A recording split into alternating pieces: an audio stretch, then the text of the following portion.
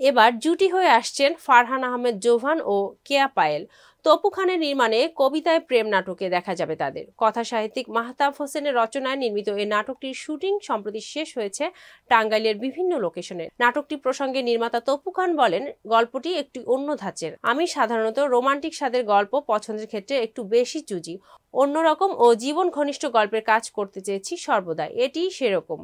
আশা করছি সবার ভালো লাগবে। মাহতাব হোসেনের ভাষ্য, গতানুগতিক নাটকের গল্প নয় এই নাটক, নামেই সেটা বোঝা যাচ্ছে। বিভিন্ন ধরনের এক গল্প বলার চেষ্টা করেছি, দর্শকদের পছন্দ হবে আশা করছি।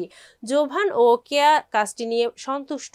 তারা বলেন, গল্পটি সুন্দর, একটু সময় নিয়ে কাজটি করেছি যেন একটি ভালো কাজ হয়। আশা করছি দর্শক আমাদের কাজটি খুব পছন্দ করবেন। নাটকটি প্রযোজনা করেছেন আকবর হায়দার মুন্না, নির্বাহী প্রযোজক খান মোহাম্মদ বদরুদ্দিন। নির্মাতা জানান, নাটকটি আসছে 2025 সালের প্রথম দিনে ক্লাব 11 ইউটিউব চ্যানেলে মুক্তি পাবে।